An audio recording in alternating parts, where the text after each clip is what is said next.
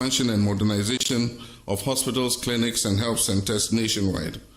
Whether in remote rural communities or high-density urban centers, our aim is the same: a health facility within reach of every Ghanaian. Cabinet is awaiting a report from the Honorable Minister of Health on the status and stage of completion of the Agenda 111 hospitals to determine a way forward for their completion. Our approach to economic management goes beyond improving the macroeconomic indicators. It's about making the Ghanaian household feel the impact in their everyday lives. As the popular saying goes, the real economy is not in statistics, but in the pockets of the people. And that is why I take pride not only in the clear signs of recovery and stability, but in the direct relief Ghanaians are experiencing from our economic policies. Today we are seeing a stabilization in the price of goods and services, with inflation dropping significantly from 23.8% in December 2024 to 11.5% in July 2025, the lowest inflation rate recorded since December 2021. But this isn't just about numbers, it's about being felt across markets and homes. The prices of key commodities are falling, and for the first time in years, brands and businesses are actively advertising their price reductions, a sign that recovery is not only real but tangible. Official trade associations have presented data to Parliament that shows that up to 4,500 different items on the market have seen varied price reductions. The 24-hour authority bill. Already we are seeing key institutions take the lead in actualizing the 24-hour economy vision. The Ghana Publishing Company has transitioned to a full 24-hour operation. The Passport Office and Ghana's foreign missions have also rolled out round-the-clock services to expedite passport processing and improve service delivery. At our ports, both Tema and Takrady are now operating 24 hours to boost trade efficiency and reduce congestion. To guarantee safety within this evolving ecosystem, a dedicated 24-hour economy policing secretariat has been established in the Ministry of Interior to provide continuous security support across the country. These bold steps signal a clear national commitment to building a resilient, inclusive, and job-rich economy. To ensure legal and operational readiness, Cabinet has approved critical amendments to the GIPC Act and the Labour Act, which now include provisions that enable and regulate 24-hour economic activity. These legal reforms will ensure that businesses, investors, and workers alike are supported by a framework that protects rights while encouraging innovation and growth. Complementing this agenda, we have rolled out the Jumara program and the National Apprenticeship Program, both of which are expanding pathways to employment, particularly for our young people and artisans. These programs are equipping thousands with the skills, tools, and opportunities they need to succeed in today's job market. Thousands of young Ghanaians are currently undergoing training under the 1 Million Coders program, our bold strategic initiative to build Ghana's digital talent base and prepare our youth for the jobs of the future.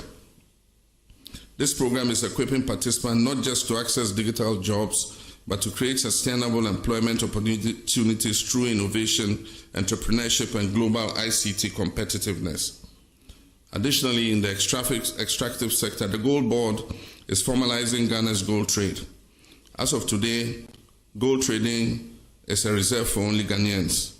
This strategic move will help maximize national benefits, enhance transparency, and ensure that the wealth generated from our natural resources is reinvested in our communities and national development. We're also taking decisive action to protect our environment and natural resources from destruction. A dedicated national task force is currently in place, actively combating the menace of illegal mining. As a result of their operations, hundreds of excavators, water pumps, and other heavy equipment have been seized, disrupting the networks that have long exploited our lands and our rivers. In addition to enforcement, we are reclaiming what has been lost. 9 forest reserves have been successfully recovered from the grip of illegal miners, restoring these vital ecosystems under state protection. Our Tree for Life initiative is being actively rolled out across the country, targeting the restoration of lands degraded by illegal mining activities. Steps are currently underway to repeal LI 2462 to formalize our commitment to end mining in forest reserves. Let me be clear, since my administration resumed office, not a single license has been issued to any company to mine in our forest reserves. The repeal of LI 2462 is therefore intended just to crystallize in law what we have already demonstrated in practice, which is our commitment to protect these forest reserves. My friends, I understand that public accountability and the recovery of looted state resources are at the top of your expectations from my government. And let me assure you, my fellow citizens, that we've not wavered in our commitment for even a moment. Neither have we been complacent. What you are witnessing is not inaction, it is our steadfast adherence to due diligence, due process, and fairness in the pursuit of justice.